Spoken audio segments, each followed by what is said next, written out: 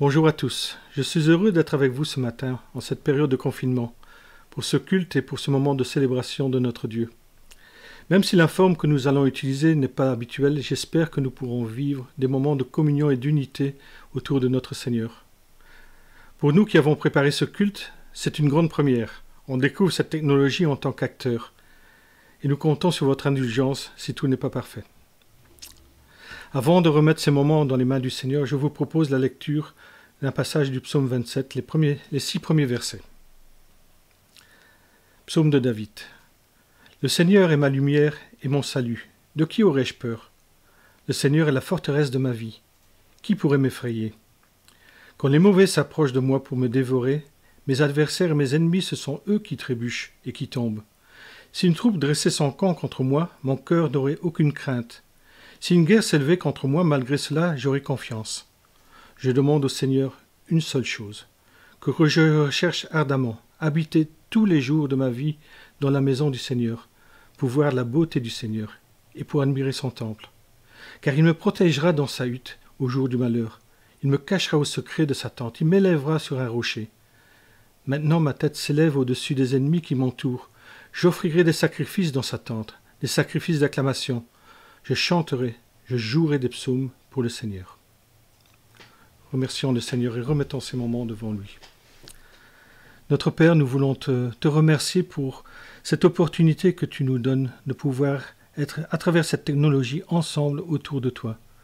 Nous te demandons, Seigneur, que tu puisses nous guider, que ces moments puissent être riches en recherche de ta connaissance, en louange, que notre cœur puisse être rempli de toi, que tu puisses avoir la première place au cours de ces moments. Nous te remercions, Seigneur, pour ta présence et ta bonté envers nous. Amen.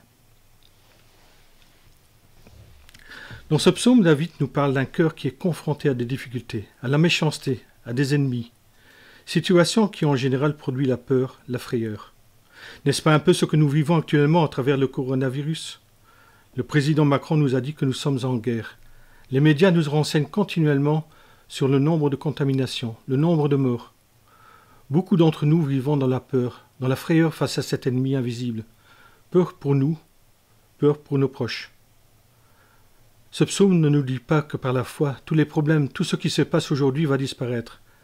David ne banalise pas, n'amoindrit pas ses épreuves, ses difficultés, mais l'encourage à les vivre d'une autre façon, à les vivre avec le Seigneur, en ayant un regard dirigé sur le Seigneur et non plus sur l'objet de la peur. C'est un peu comme ce que nous lisons en Hébreux 12. Courons avec persévérance l'épreuve qui nous est proposée, les yeux fixés sur Jésus.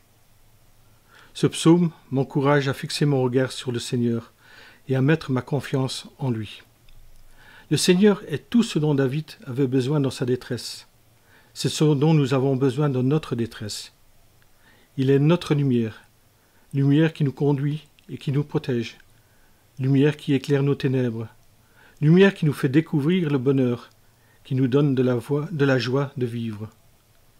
Il est notre force et notre forteresse, est-il dit. Nous ne devons pas rester sous l'emprise de la peur. Si Dieu est pour nous, qui sera contre nous, dit Paul en Romains 8. Et il ajoute, en toutes ces choses, nous sommes plus que vainqueurs par celui qui nous a aimés. Il est notre salut. La victoire finale nous est assurée, quelles que soient les épreuves que nous subissons durant notre vie. Il est celui qui nous tient dans sa main. David ne savait pas à quel moment ses ennemis allaient l'attaquer, mais il ne vivait pas sous l'emprise de ce danger, car il avait le regard fixé sur son Seigneur. Le secret de cette confiance en Dieu était le fruit d'une intimité qui nous conduit dans la découverte et l'admiration de Dieu. Au verset 4, il est dit « Je demande au Seigneur une seule chose, que je recherche ardemment, habiter tous les jours de ma vie dans la maison du Seigneur, pour voir la beauté du Seigneur et pour admirer son temple. » David a écrit ce psaume alors qu'il était dans le désert, dans un confinement tel que nous connaissons. Mais il avait un désir, un seul désir, et il y mettait toute son énergie, c'était son objectif. Il voulait être avec son Seigneur, un confinement avec son Seigneur. Son désir n'était pas de faire une rencontre fortuite, mais d'être continuellement dans sa présence. Il voulait habiter tous les jours de sa vie dans la maison du Seigneur. Cette intimité est aussi proposée et voulue par le Seigneur. Il nous dit Venez à moi, vous tous qui peinez sous la charge, vous tous qui êtes fatigués, et moi je vous donnerai le repos. Il dit aussi qu'il se tient à notre porte et qu'il frappe pour entrer. Il nous fait cette belle promesse. Si tu entends ma voix, tu ouvres ta porte, j'entrerai chez toi, je prendrai un repas avec toi et toi avec moi. David voulait voir la beauté du Seigneur et admirer son temple.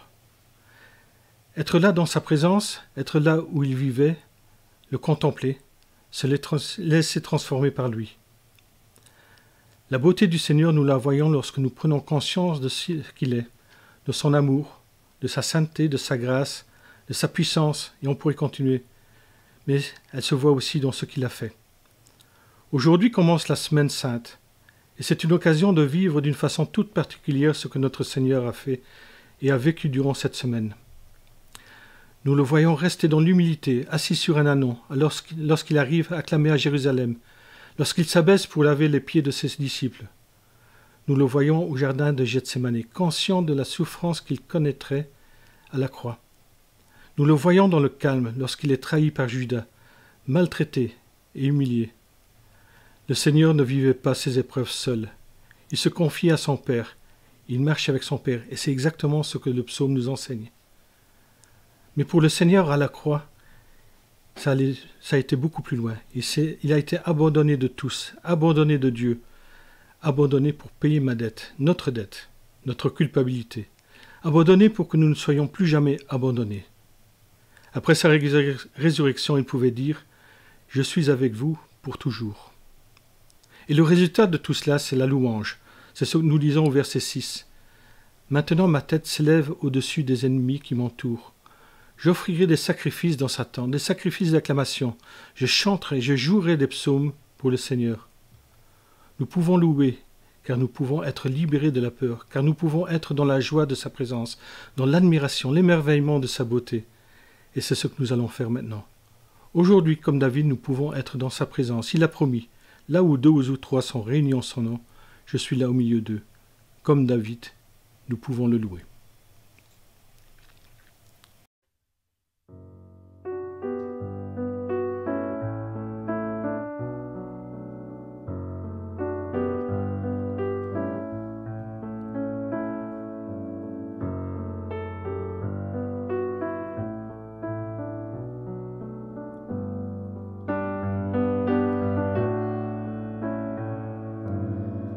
Seigneur, tu me cherches, tu me connais.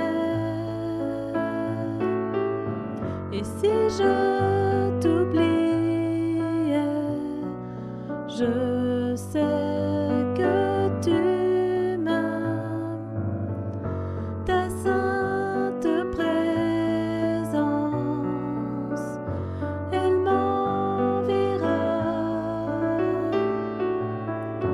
À chaque moment, je sais que tu m'aimes, je sais que tu m'aimes. À la croix, je me prosterne, où ton sang coula pour moi, aucun amour n'est plus grand. Tu as gagné sur la mort, ta gloire remplit les lieux très hauts, rien ne peut nous séparer. Tu marches devant moi, tu gardes mes pas, ta main me soutient, je sais que tu m'aimes, je sais que tu m'aimes. À la croix je me prosterne, où ton sang coula pour moi, aucun amour n'est plus grand. Tu as gagné sur la mort, ta gloire remplit les lieux très hauts, rien ne peut nous séparer. Tu déchires le voile, tu traces un chemin, car tu as tout accompli. Tu déchires le voile, tu traces un chemin,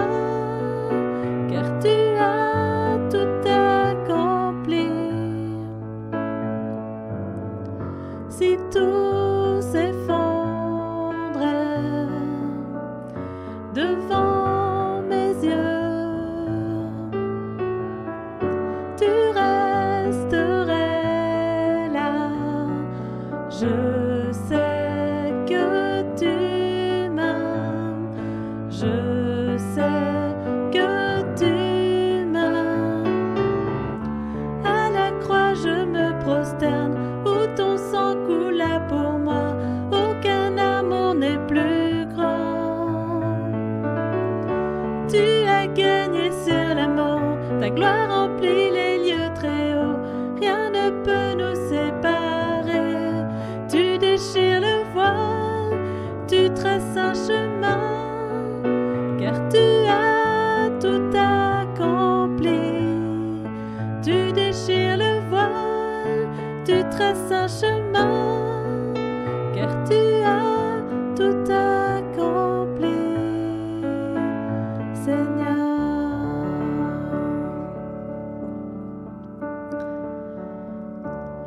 Bonjour à tous. Nous sommes dans des conditions du direct, comme vous le voyez, mais nous avons dû nous adapter un petit peu par rapport à la proposition de départ, suite au communiqué du synode fédéral qui restreint un petit peu notre liberté d'enregistrement. Pour le bien de tous et pour notre responsabilité à tous de veiller à la non-propagation. Voilà, donc nous sommes contents que vous soyez présents avec nous. Nous l'espérons que vous pourrez louer le Seigneur avec nous. Et nous remercions vraiment le Seigneur aussi, avant tout, d'être présent parmi nous. Nous continuons avec « Bénis Dieu, ô mon âme, rends gloire à son saint nom », le 980. Chantez avec nous depuis la maison, et puis on aura peut-être l'occasion de partager ce qu'on aurait pu partager dans le direct à d'autres moments dans la semaine.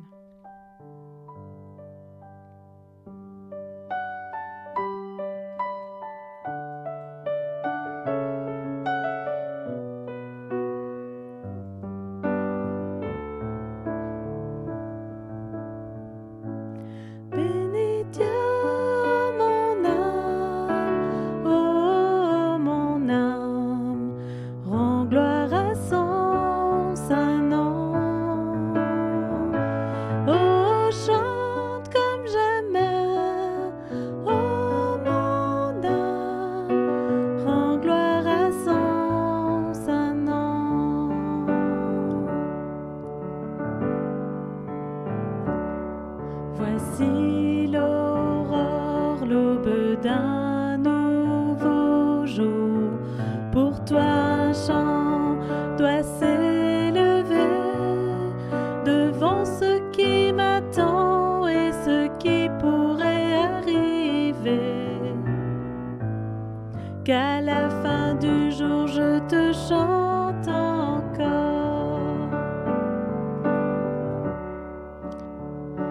Bénis Dieu, ô mon âme, rends gloire à son saint nom.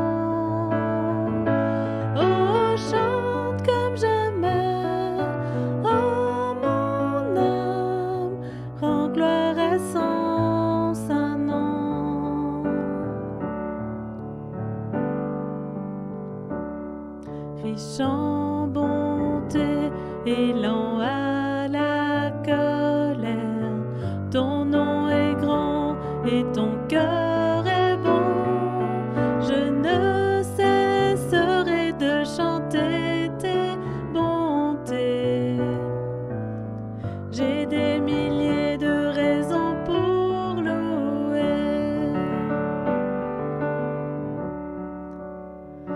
Bénis Dieu,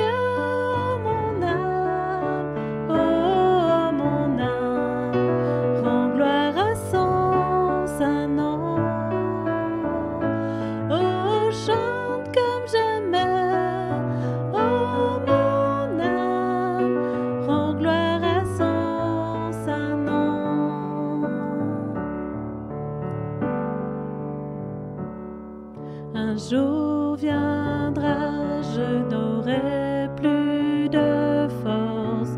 Mon heure venue, la fin sonnera.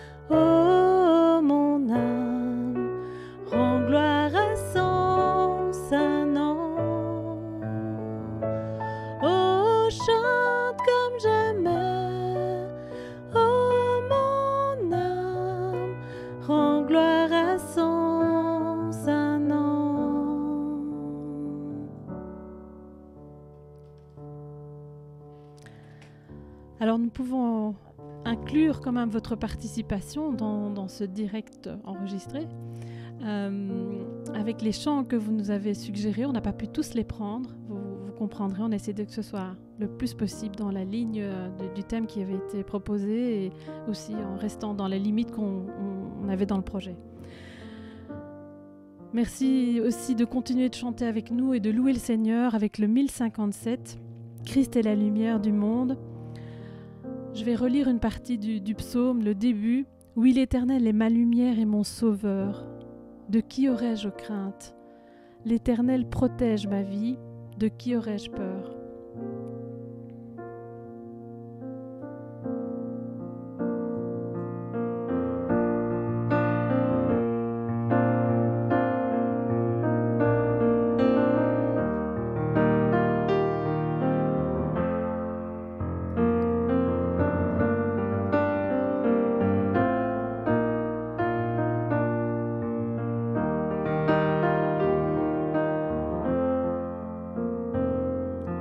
Quittant la gloire de ton ciel, tu es venu sur terre.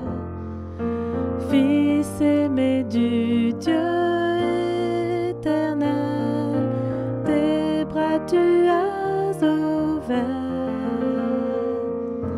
Ta grâce a bouleversé le cours de notre humanité. Nous crions ensemble victoire. Christ est la lumière du monde. Que sa gloire recouvre la terre. Puissance infinie qui libère. Son nom est saint. Il est saint. Il est saint.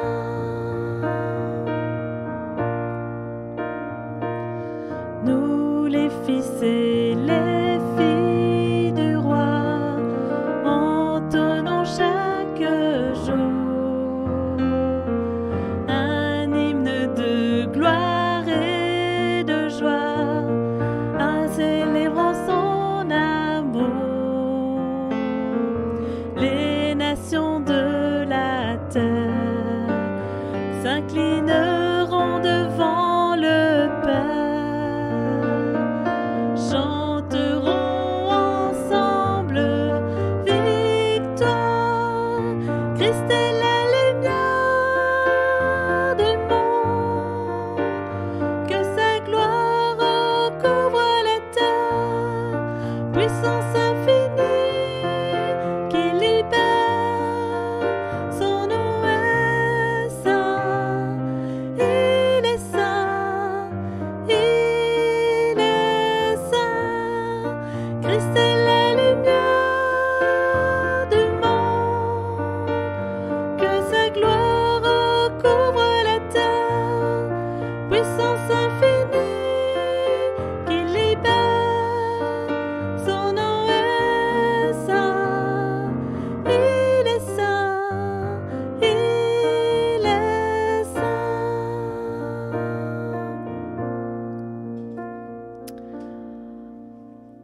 Alors, nous continuons avec le 906 que vous nous avez proposé, Hosanna. Et je vois au verset 6, « Dès à présent, je peux lever la tête pour dominer mes ennemis autour de moi. J'offrirai dans son tabernacle des sacrifices avec des cris de joie. Je célébrerai l'Éternel par le chant et les instruments. » C'est ce que nous faisons ensemble ce matin. Le chant dit, un chant s'élève, les yeux se tournent vers toi. Et puis au verset 8, je pense à toi, tu as dit, tournez-vous vers moi. Oui, c'est vers toi que je me tourne, ô Éternel. Entends le chant, le son des cœurs qui reviennent à toi. Entends nos chants, Seigneur.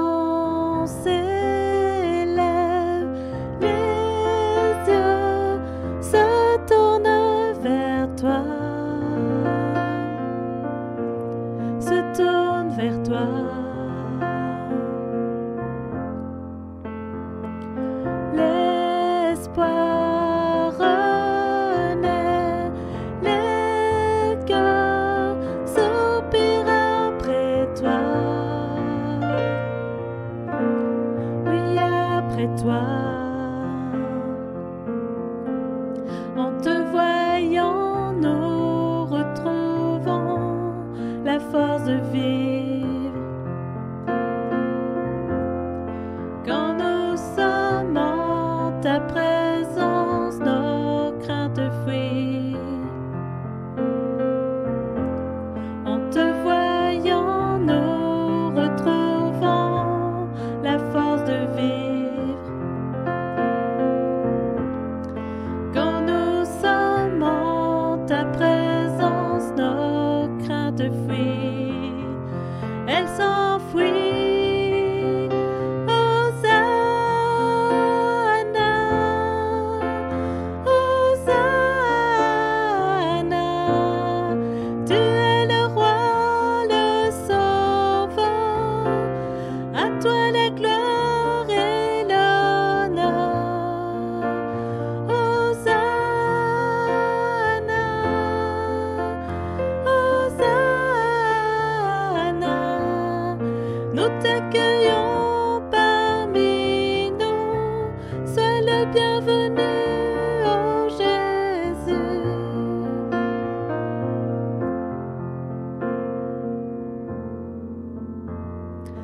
Entends le son des cœurs qui reviennent à toi.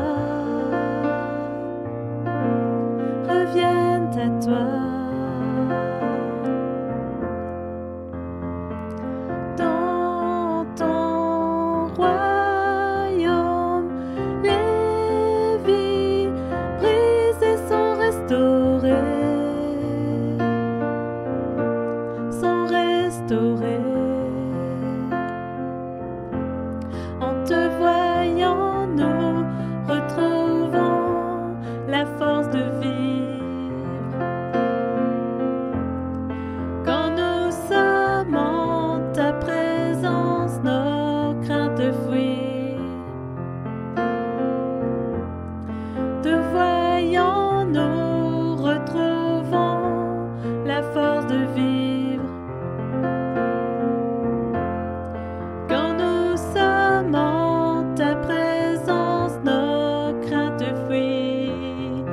Elles s'enfuient. Hosanna,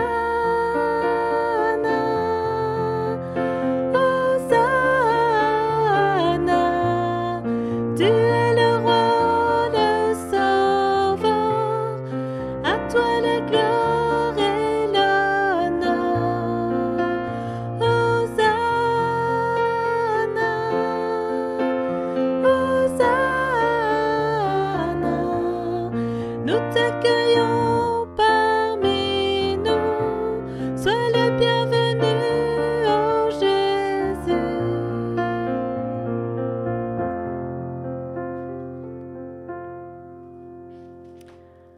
On a aussi la suggestion du 391 comme un phare dans la nuit.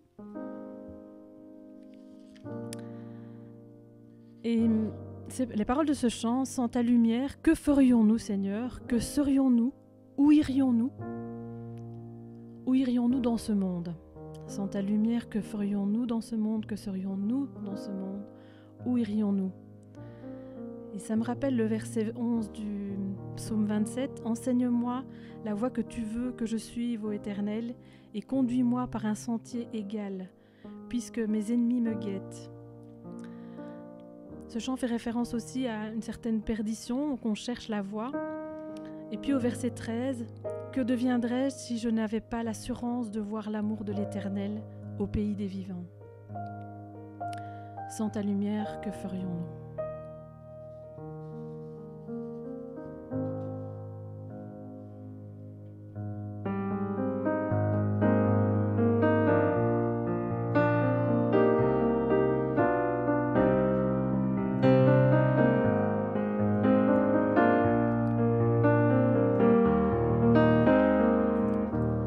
Sans ta lumière, Seigneur, que ferions-nous dans ce monde perdu au large, dans le brouillard, au gré des vents? Sans ta lumière, Seigneur, où irions-nous dans ce monde? La mer est immense, sans ta présence, que ferions-nous?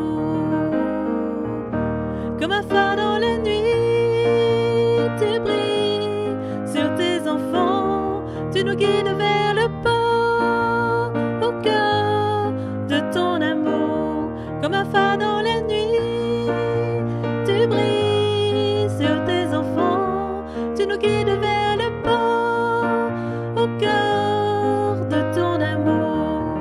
Chantons ensemble. Sans ta lumière, Seigneur, que serions-nous dans ce monde en perdition, sans direction, cherchant la voie? Sans ta lumière, Seigneur, où irions-nous dans ce monde? Que décider, qui écouter, que ferions-nous? Comme un phare dans la nuit, tu brilles sur tes enfants, tu nous guides vers le port, au cœur de ton amour. Comme un phare dans la nuit, tu brilles sur tes enfants, tu nous guides vers le port, au cœur de ton amour.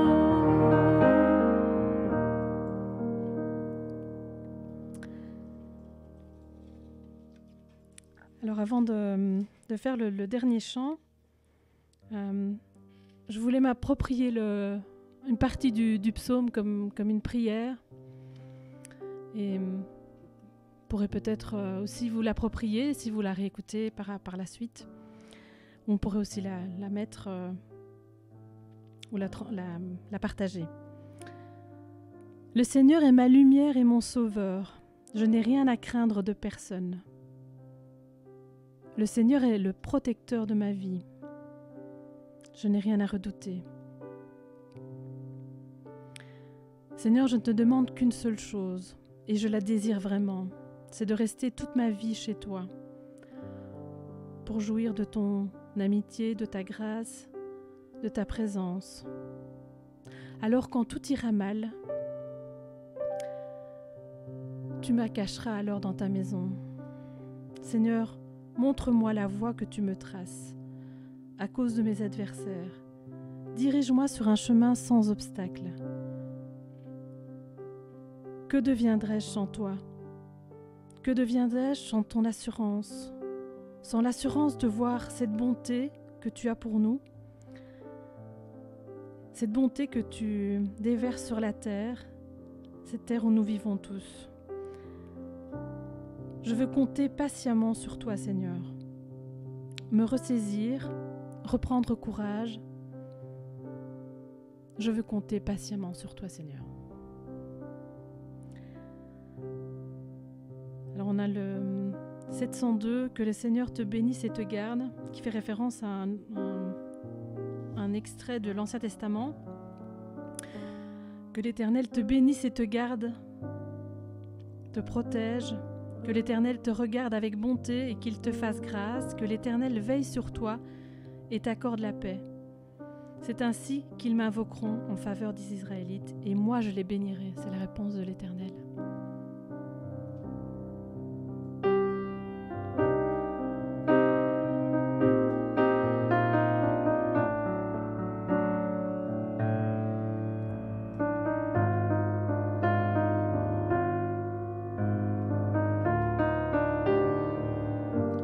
Que le Seigneur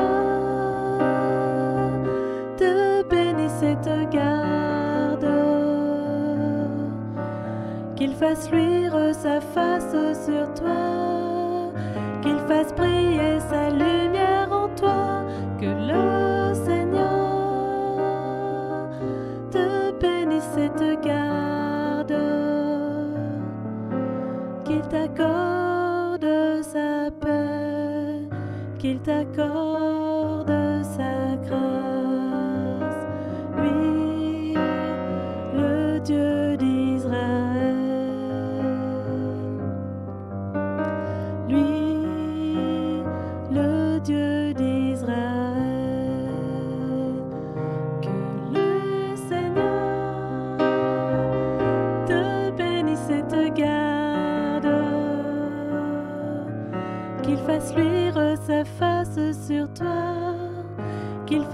briller ses lumières en toi, que le Seigneur te bénisse et te garde, qu'il t'accorde sa paix, qu'il t'accorde sa grâce, lui, le Dieu d'Israël, lui, le grand Dieu d'Israël.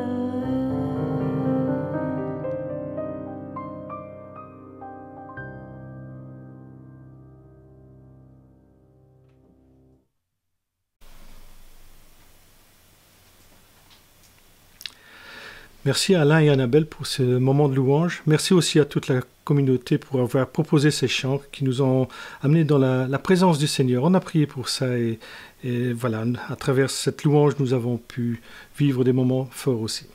Et maintenant, nous allons écouter Alain Van Lanschot qui va nous apporter le message. Bonjour à tous et bonjour à toutes. Je vous invite ce matin à poursuivre l'étude que nous avons entamée depuis quelques semaines de la première épître de Paul aux Corinthiens et plus particulièrement le chapitre 2. Nous le ferons en suivant un petit plan en 3 points.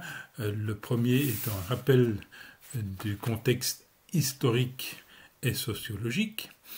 Avec le deuxième point, nous entrerons dans le vif du sujet, à savoir la sagesse de Dieu, les moyens par lesquels cette sagesse s'exprime et aussi ce que cette sagesse apporte aux Corinthiens et à travers eux à tous les chrétiens.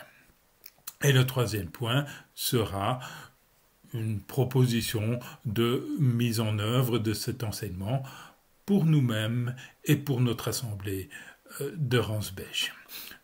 Premier point, donc, petit rappel historique et sociologique.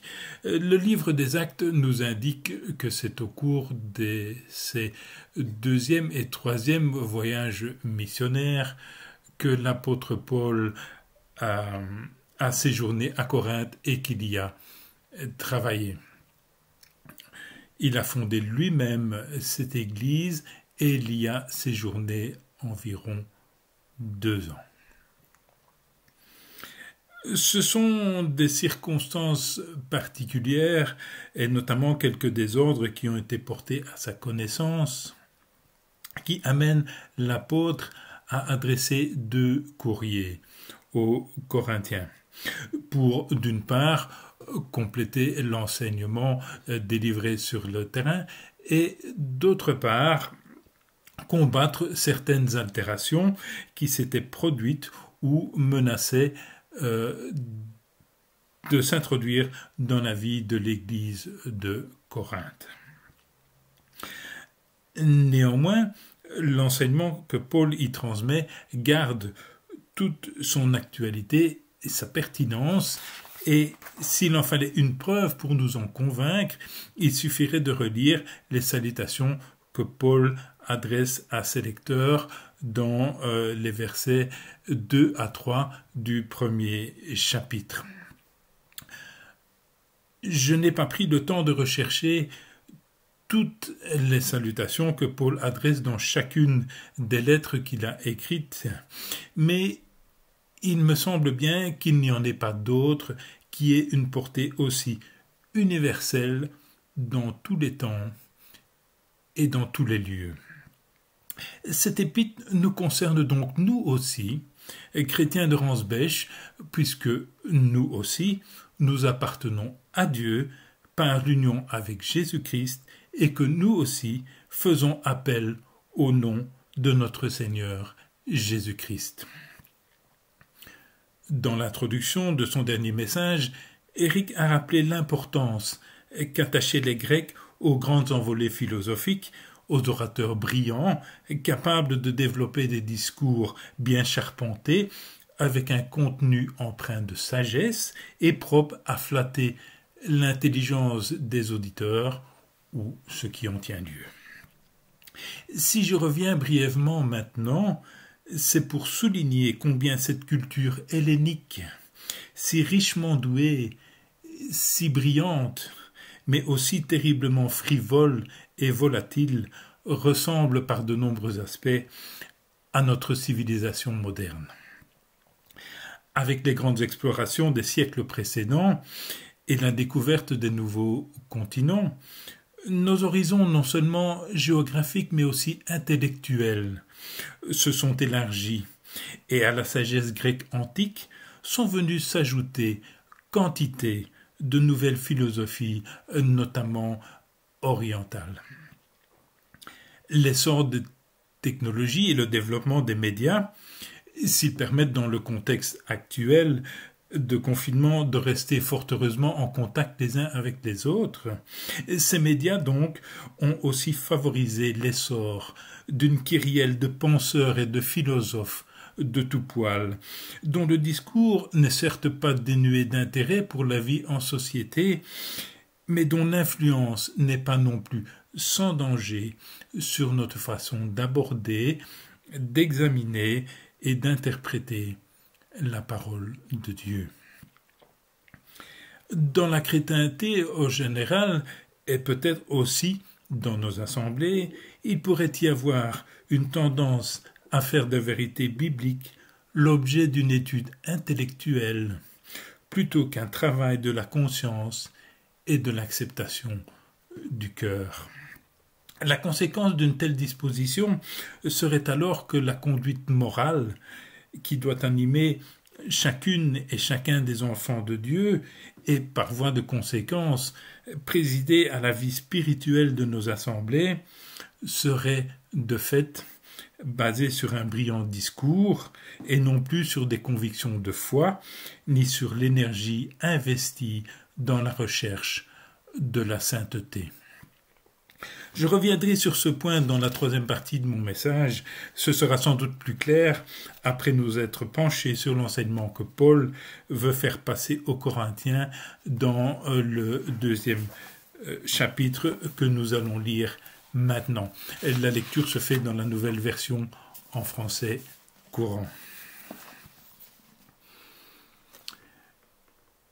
Quand je suis allé chez vous, frères et sœurs, pour vous annoncer le projet de salut révélé par Dieu, je n'ai pas usé d'un langage compliqué ou de connaissances impressionnantes, car j'avais décidé de ne rien savoir d'autre durant mon séjour parmi vous que Jésus-Christ, et plus précisément Jésus-Christ crucifié. C'est pourquoi je me suis présenté à vous, faible et tout tremblant de crainte. Mon enseignement et ma prédication n'avaient rien des discours de la sagesse humaine, mais c'est la puissance de l'Esprit divin qui en faisait une démonstration convaincante.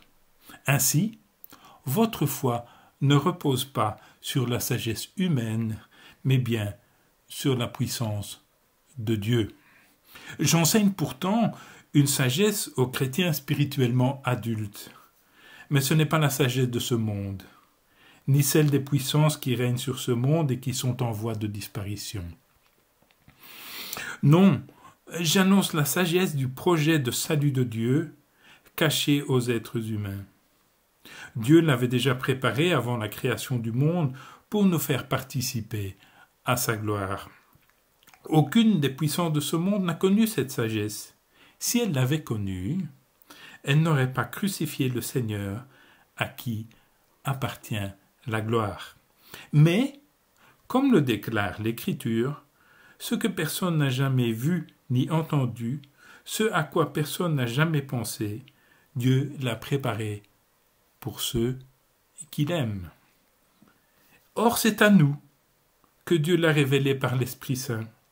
En effet, l'Esprit peut tout examiner, même ce qui est le plus profondément caché en Dieu.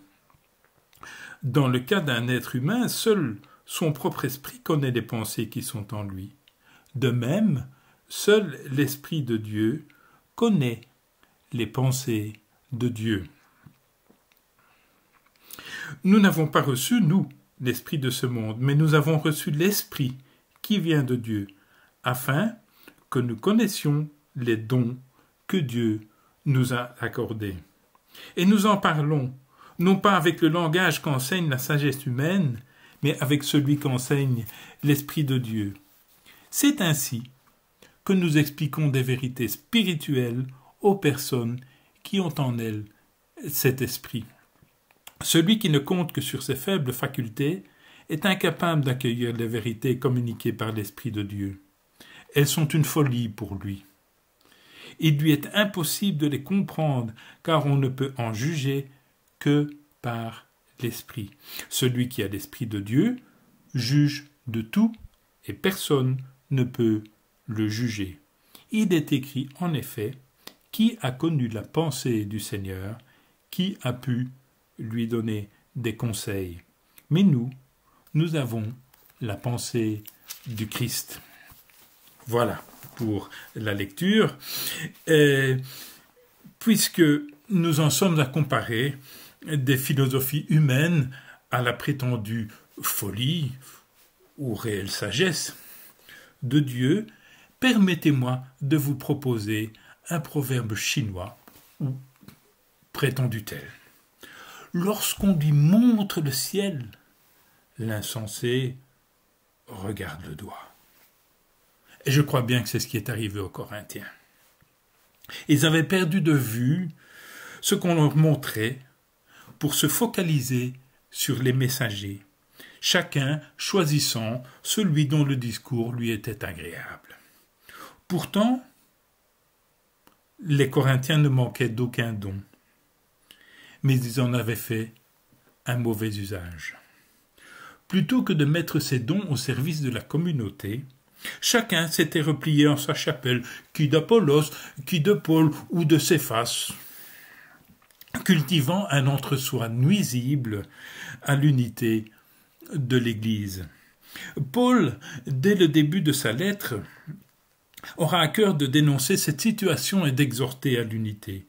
Il le fait en des termes forts. « Je vous exhorte au nom de notre Seigneur Jésus-Christ. » Pas en son nom personnel, mais bien au nom de notre Seigneur Jésus-Christ, parce que c'est la figure de Christ qui est mise à mal à Corinthe. Paul invite vivement les chrétiens de Corinthe à soigner leur myopie spirituelle en cessant de regarder le doigt du messager pour contempler une vérité bien plus grande, bien plus exaltante et surtout plus nécessaire, indispensable même à une vraie vie spirituelle.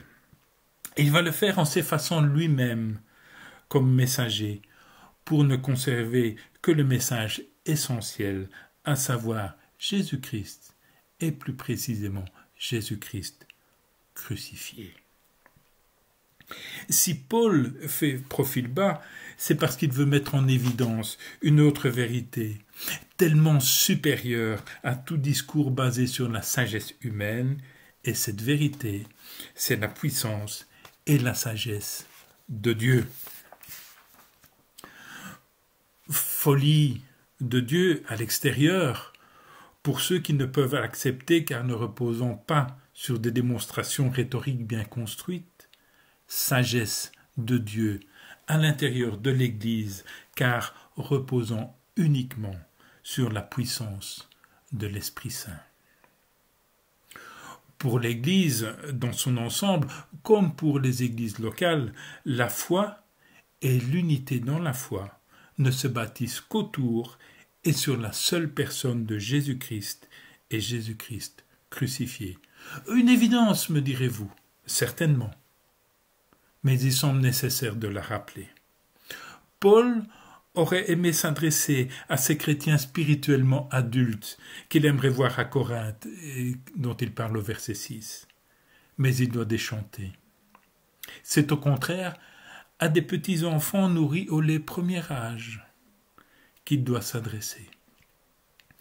En mettant en lumière le Christ crucifié, il revient à un postulat de base, à savoir que notre nouvelle identité d'enfant, fils et fille de Dieu, ne s'obtient que par le sacrifice de Jésus-Christ sur la croix et par l'acceptation, par la foi, que ce sacrifice est le seul moyen par lequel nous puissions obtenir un plein pardon pour nos péchés. Aujourd'hui, c'est le dimanche des Rameaux qui entame la semaine qui nous mènera vers de temps de Pâques. Plus que jamais, bien qu'isolés, nous aurons à cœur de redire ensemble que oui, Jésus est vivant, oui, il est vraiment ressuscité. C'est un temps essentiel de célébration, inscrit profondément au cœur de notre profession de foi. Mais la réalité de Pâques se vit aussi au quotidien. Alors, pourquoi ne pas profiter de la semaine qui s'ouvre devant nous pour repenser le Christ crucifié et ses conséquences dans nos vies et nos assemblées? Lorsque nous tournons les regards vers Jésus sur la croix, il me semble que nous ne pouvons pas éluder la question de notre responsabilité. Il suffit de relire Ésaïe 53 pour se souvenir que ce serviteur souffrant a pris sur lui tout le poids de nos fautes, et bien d'autres passages dans le Nouveau Testament attestent aussi de cela. Ce ne sont pas seulement les Juifs contemporains de Jésus, ou Ponce Pilate, ou Hérode, ou l'occupant romain, qui sont responsables de la mort de Jésus. Recevoir le Christ crucifié, c'est d'abord une démarche d'humilité. La valeur du sacrifice de Jésus se mesure aussi à l'énormité de notre propre dette envers lui. Ne pas vouloir autre chose que Christ et Christ crucifié, c'est aussi faire abandon de soi, renoncer à toute prétention à être quelqu'un ou quelque chose, prendre modèle sur celui dont la condition était celle de Dieu et qui n'a pas estimé comme une proie à arracher, d'être égal à Dieu mais qui s'est dépouillé lui-même en prenant la condition d'esclave, en devenant semblable aux hommes. Dans le témoignage que Jean-Baptiste rend de Jésus, il dit « Il faut qu'il croisse et que je diminue ». Ce je égoïste et stérile doit céder la place au « il » à qui revient toute la gloire, et partant de là au « nous » qui rassemble, unit et fortifie.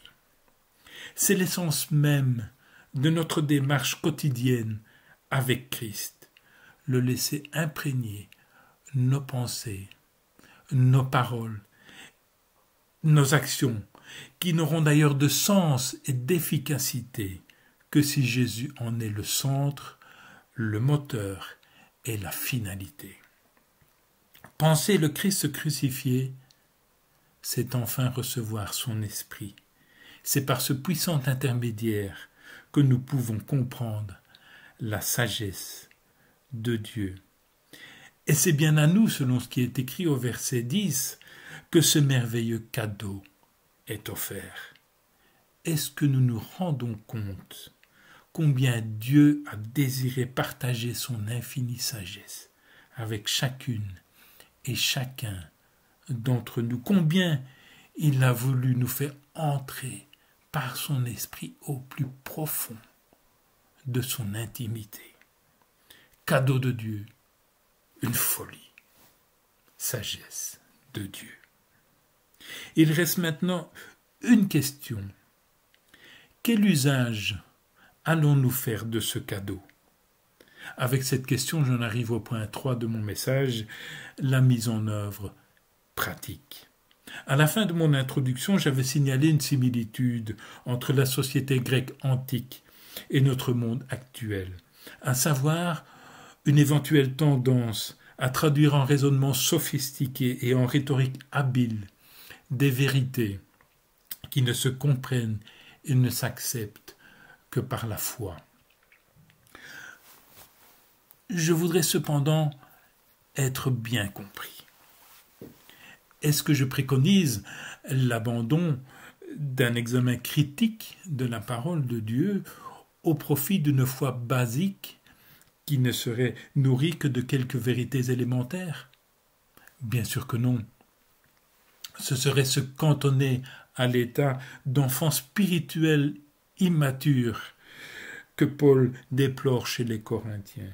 Au contraire, il faut viser plus haut, bien plus haut, tendre à la stature de chrétiens spirituellement adultes en mettant nos dons au service de la communauté.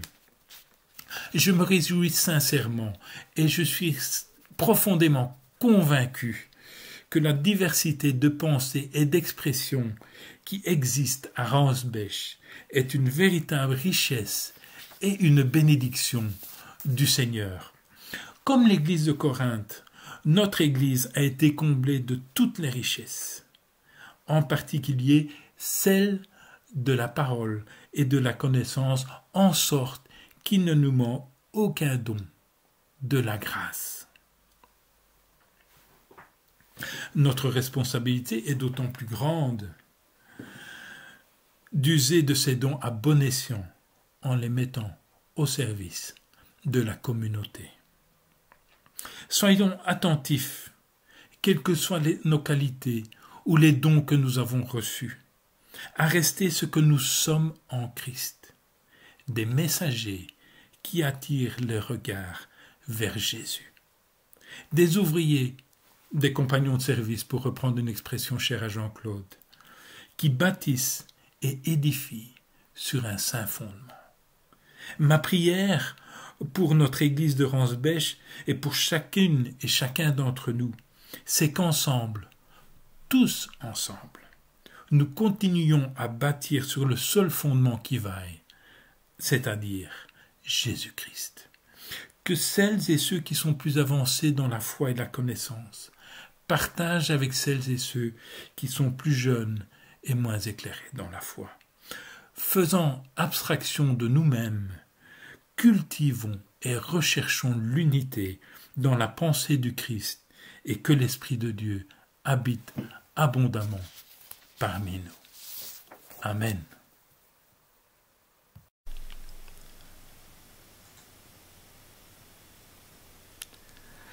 Merci Alain pour ton message. Nous arrivons à la fin de notre culte et je propose que nous terminions par un moment de prière. Un moment de prière où nous pouvons remettre ce que nous avons entendu, mais aussi prier les uns pour les autres, pour les personnes qui sont en souffrance autour de nous, peut-être aussi pour nos autorités qui ont besoin de sagesse dans ces moments où ils doivent prendre des décisions avec une importance capitale pour chacun d'entre nous et pour la population. Prenons 2 minutes dans la prière.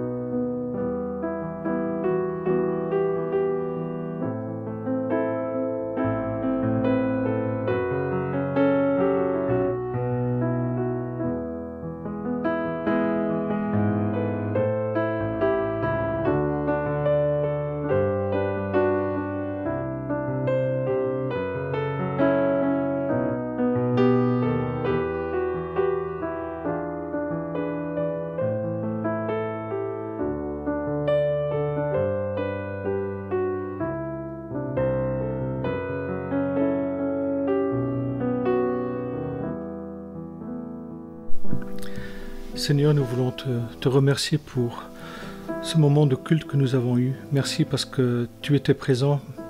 Merci parce que tu nous as enseigné. Merci parce que tu nous as emmenés aussi dans un moment de joie et de paix, alors que nous vivons des moments qui sont difficiles.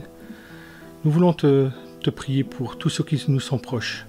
Te demander que tu les gardes à travers cette maladie. Que tu sois aussi avec les autorités. Que tu sois avec ceux qui doivent prendre de leur temps et de leur énergie pour aider les autres à soigner, à être présents. Nous te remercions parce que tu es présent continuellement dans notre vie. Tu es notre source de paix.